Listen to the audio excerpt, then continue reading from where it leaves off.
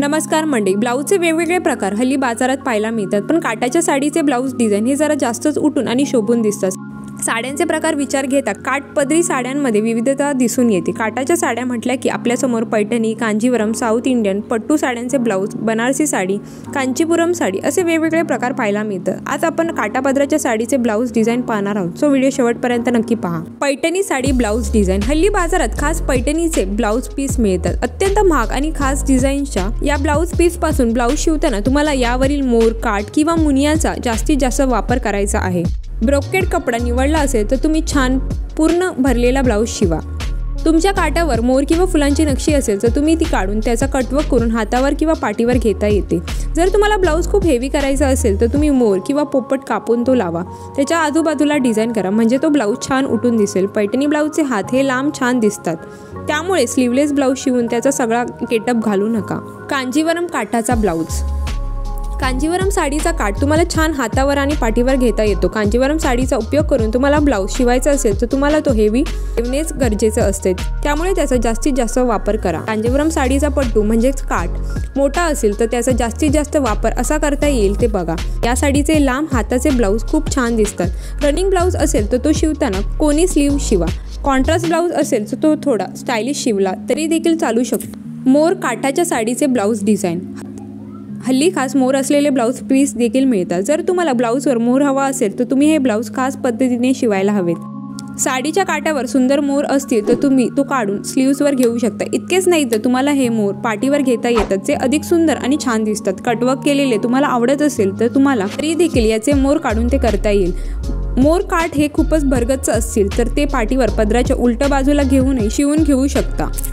Traditional काठाच्या साडीचा fancy blouse जर तुमच्या टिपिकल ट्रेडिशनल साडीचा वापर करून तुम्हाला ब्लाऊजचा शिवायचा असेल तर तुम्ही त्याचा फॅन्सी ब्लाऊजचा पॅटर्न निवडायला हवा। ट्रेडिशनल काठ घेऊन फॅन्सी ब्लाऊज शिवताना तो काठ तुम्ही स्लीवलेसच्या पट्टीला वापरू शकता। ट्रेडिशनल काठाचा फॅन्सी ब्लाऊज शिवायचा असेल तर ऑफ शोल्डर किंवा लो नेक ब्लाऊज शिवला तर तो अधिक चांगला आणि सुंदर दिसेल। साऊथ काठाच्या साडीचे ब्लाऊज डिझाईन साऊथ साड्या हल्ली चांगल्या हिट झालेल्या आहेत, त्यामुळेच हल्ली या साड्यांचे ब्लाऊज दिसू लागले आहे। तुम्हाला कोणत्याही साड्यांवर जर हेवी ब्लाऊज घालायचं असेल तर तुम्ही साऊथ काठाच्या साडीचे ब्लाऊज शिवायला काही हरकत नाही। साऊथ काठाच्या साडीचे ब्लाऊज शिवताना तुम्हाला पफ स्लीवचा ब्लाऊज शिवता येईल।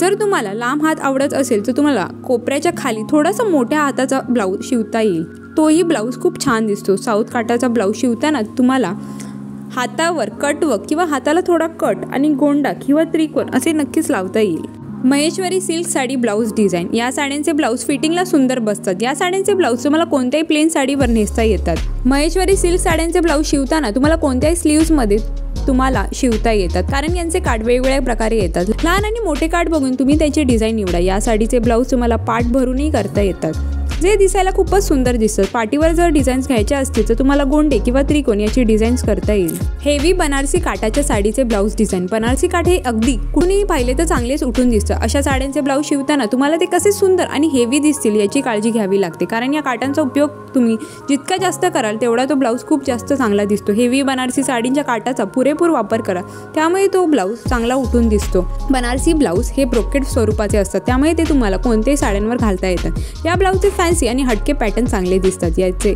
स्लीवलेस आणि फुल हँडचे ब्लाऊज खूप चांगले शोभून दिसतात, त्यामुळे तुम्ही हमखास असा एक तरी ब्लाऊज शिवा। कांचीपुरम काठाचा ब्लाऊज कांचीपुरम काठ हा देखील तुम्हाला आवडेल असा आहे। कांचीपुरम साड्यांचे काठ हे प्लेन असतात, पण त्यामध्ये हे काठ मोठे असल्यामुळे ते ब्लाऊजला छान शोभून दिसतात। कांचीपुरम साड्यामध्ये रंग हे खूप आकर्षक चांगले मिळतात। कांचीपुरम काठाचा वापर करून तुम्ही मोठ्या स्लीवचे ब्लाऊज शिवू शकता। लॉंग हँड आणि शॉर्ट हँड असे ब्लाऊज त्यावर तुम्ही शिवले तर ते अधिक चांगले दिसतात। याशिवाय पफ स्लीवचा ब्लाऊज यामध्ये शिवला आणि जर तो प्लेन साडी असेल तर तुम्ही त्यावर काही डिझाईन्स देखील करू शकता, त्यामुळे तो ब्लाऊज अधिक चांगला दिसतो। Temple border blouse design temple border ज्यामध्ये मोठमोठे त्रिकोण असतात, ही बॉर्डर एखाद्या ब्लाऊजसाठी खूप सुंदर दिसते। टेम्पल बॉर्डर हल्ली सगळ्या प्रकारच्या साड्यांमध्ये दिसतात, म्हणजे अगदी खणाच्या साड्यांपासून ते कॉटन सिल्क साड्यांपर्यंत सगळ्यामध्ये अशा प्रकारची बॉर्डर मिळते। ती तुम्हाला ब्लाऊजमध्ये वापरताना काही गोष्टींची काळजी घ्यावी लागते। टेम्पल बॉर्डर असलेल्या ब्लाऊज पीसचा ब्लाऊज शिवताना तुम्हाला त्याचं टेम्पल पूर्णपणे वापरणे गरजेचे असते, तरच ते अधिक सुंदर दिसतात. टेम्पल बॉर्डर या तुम्हाला पाठीवर घ्यायच्या असतील तर तुम्ही तसेही करू शकता, पण तो हातावर अधिक चांगला दिसतो. शालू काठाच्या साडीचे ब्लाऊज डिझाईन. लग्न आणि शालू यांचे एक वेगळे कॉम्बिनेशन असते. शालूचा काठ हा चांगला हेवी असतो. वेगवेगळ्या साडींच्या प्रकारामध्ये हल्ली शालूचे ब्लाऊज पीस मिळतात. शालूच्या काठाचे ब्लाऊज डिझाईन बनवताना तुम्ही काही विशेष गोष्टींची काळजी घ्यायला हवी.